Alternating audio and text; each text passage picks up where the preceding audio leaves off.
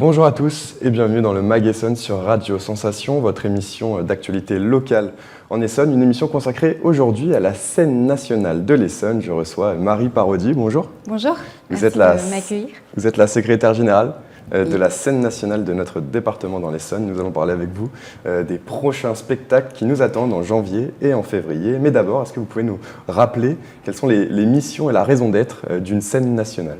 Oui, alors c'est une vaste question. En fait, les scènes nationales, c'est un label du ministère de la Culture. Il y en a environ 77 en France aujourd'hui. Et c'est des équipements culturels qui doivent répondre à des missions de service public selon trois axes. Le premier, c'est évidemment un axe artistique. Donc nous, en tant que scène nationale, on doit diffuser des spectacles pluridisciplinaires en cirque, en danse, en musique, en théâtre. En fait, la programmation, elle se traduit aussi bien par l'accueil de grands noms. On a eu notamment Thiago Rodriguez au mois d'octobre. En janvier, on accueille Anne-Theresa de Kersmaker, mais aussi de tout un panel d'artistes à découvrir. C'est aussi artistiquement un soutien à la création. Donc, il y a plein de dispositifs ou de modalités de soutenir la création, mais pour vous donner un exemple, avec un de nos artistes associés, par exemple Abdar Zakoumi, il a fait une résidence de création à l'été 22. Il est revenu au mois d'octobre en fait pour faire un flash mob participatif avec des habitants d'Évry-Courcouronnes, des ateliers avec des étudiants en théâtre et présenter sa création il y a plus de saison. Donc en hip-hop et danse contemporaine avec vraiment quelque chose d'assez spectaculaire sur les éléments, des effets de pluie, de neige sur un matelas rebondissant. Donc c'est aussi ça, d'accueillir vraiment la création qui se fait en temps réel chez nous. Il y a aussi un axe vraiment professionnel où là on est un peu une structure ressource pour les partenaires culturels du territoire. On va les accompagner dans différentes missions. Et puis le dernier axe qui pour nous est central, c'est une mission en fait publique. Ça va être vraiment une attention portée au territoire de l'Essonne et à ses habitants. Et là, nous, on a développé un projet situé en fait. Vous allez me dire, c'est quoi un projet situé ? Ça part des caractéristiques vraiment de ce territoire de l'Essonne pour en fait développer des projets, développer la programmation. Donc l'Essonne, c'est des villes très urbaines comme Évry-Courcouronnes, mais c'est aussi le sud Essonne et des zones plus rurales, donc comme ici à Radio Sensation. Et puis c'est aussi vraiment une attention portée à la jeunesse, puisqu'on a une moyenne d'âge de 26 ans, donc c'est largement en dessous en fait de la moyenne d'âge nationale. Et nous, on considère que les jeunes sont les vrais habitants, par exemple à Évry, parce que souvent les parents vont travailler ailleurs la journée. Donc en termes de programmation, il y a vraiment une place importante donnée aux jeunes. Et Évry, une ville très étudiante aussi. Exactement. Et l'idée, c'est vraiment de pouvoir s'adresser à tous. Et là-dessus, on a développé une politique tarifaire qui permet à chacun de venir au spectacle avec un plein tarif à 12 €. Et le samedi, c'est 6 € pour tous. Alors on va rentrer dans le détail maintenant de la programmation. En janvier 2023, elle commencera avec le spectacle Bouger les lignes, histoire de cartes. Ce sera au Centre culturel Robert Desnos. Un spectacle donc joué par des acteurs professionnels en situation de handicap. Oui, c'est une démarche d'inclusion qui nous tient à cœur en fait à la scène nationale. Donc c'est en fait une collaboration artistique avec la compagnie de l'Oiseau-Mouche qui engage ses comédiens et la compagnie 3630.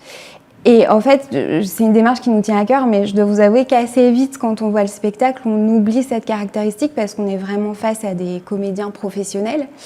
Bérangère Ventusseau qui a fait la mise en scène, on l'a déjà accueilli à la scène nationale pour Longueur d'onde, qui était un spectacle sur la première radio libre, la radio Lorraine Cœur d'Acier, je crois. Et puis, je signale aussi que la peinture des décors a été faite par Paul Cox, qui est une figure majeure du graphisme contemporain. Et donc ça se passera le vendredi 6 janvier à 20h. Le 10 et le 11 janvier, vous programmez le spectacle Incandescence au théâtre de l'Agora. C'est une pièce de théâtre mise en scène par Ahmed Hamadi. Un sujet donc comment les jeunes de banlieue vivent les relations amoureuses. On écoute le metteur en scène dans le teaser et on en parle juste après. J'ai organisé pendant un an et demi, des rencontres avec des jeunes sous forme de stage, tout comme dans Illumination, tout comme dans Flamme. C'est la singularité la personnalité et les récits de vie des protagonistes qui vont me donner une espèce de matériau brut. Le thème principal, c'était l'amour. C'est très simple. Au nom de la loi française, mon père, son père, c'est le père de ma mère. Et ma mère est le frère de mon père. Ils ont fini par se marier et après on est arrivés tous les 5, comme les fruits de leur amour. Et 2 ans après, vous savez ce qu'ils ont fait, ces bâtards? Ils se sont séparés! J'ai passé plus de 4000 heures sur un seul jeu. Ma vie, c'était mon écran. J'ai découvert le porno à 11 ans. Le seul homme qui s'est approché de mon intimité, c'est Nicky Larson. On est entré dans la zone de non-retour. Tu sais pas où ça va t'emmener, mais tu sens que ça va être long. Il va se passer quelque chose de dingue, t'y crois pas vraiment? Et brusquement. Un spectacle donc sur les jeunes de banlieue à Évry-Courcouronnes. C'est aussi une façon de dire que la culture, c'est aussi par et pour les jeunes de banlieue. Alors, c'est intéressant de le formuler comme ça parce qu'en fait, dans votre formulation, en creux, il y a un petit peu l'impression qu'on a les jeunes de banlieue d'un côté, les jeunes de l'autre, ou la banlieue d'un côté et le reste de l'autre. Nous, à la scène nationale, en fait, on essaye vraiment de travailler dans l'idée que chacun, en fait, quel que soit son bagage, quelle que soit son origine, quel que soit son lieu de vie, peut s'approprier la culture, peut participer à un projet artistique, peut venir au théâtre ou voir une pièce en bas de chez lui.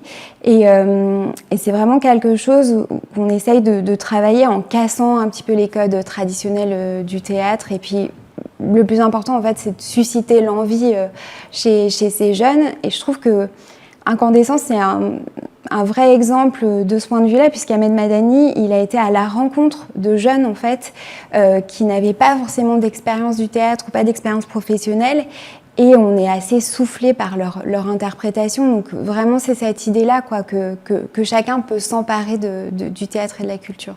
Alors on change de style à présent. Le mardi 17 janvier, il y aura Blizzard à 20h au théâtre de l'Agora, un spectacle de cirque venu tout droit donc du Québec. Ce spectacle est conçu par Flip Fabric qui fait régulièrement le tour du monde. Oui, là on a un gros spectacle de cirque avec plein d'acrobaties, un rythme assez effréné, donc ça va être un chouette spectacle. Après, ce qui est intéressant, c'est que en fait, ce spectacle, il est travaillé dans un dispositif qu'on appelle Tous Programmateurs, où là, on travaille en partenariat avec le Centre social Brel-Brassens à Évry et la jeunesse à Ris-Orangis, qui constitue un groupe de jeunes de 11 ans. Et on les met en situation de programmateurs. C'est-à-dire que c'est eux qui vont choisir le spectacle. Donc ils ont en fait, avant la saison précédente, en fait, un temps de rencontre avec le directeur qui leur explique comment programmer.